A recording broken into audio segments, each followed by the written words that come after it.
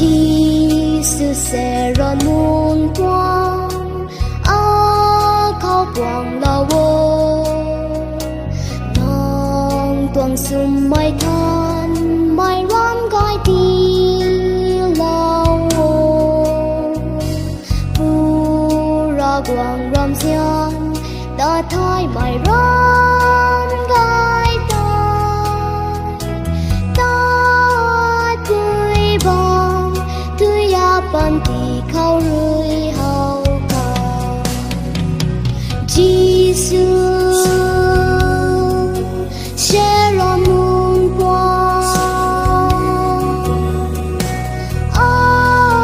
luôn không quang đan suy nà năng quang đau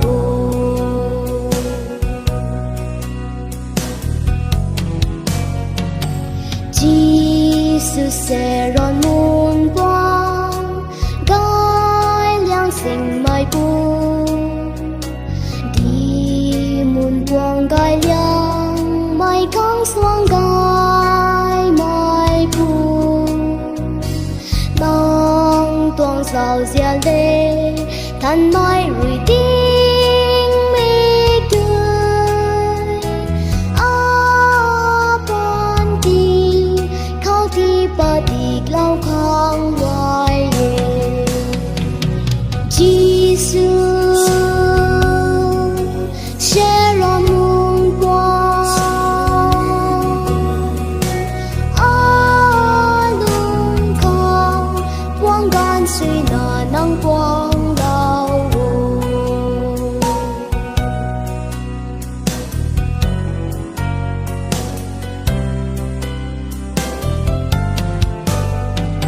Jesus sẽ rọi muôn quang toái giác mạc mai bu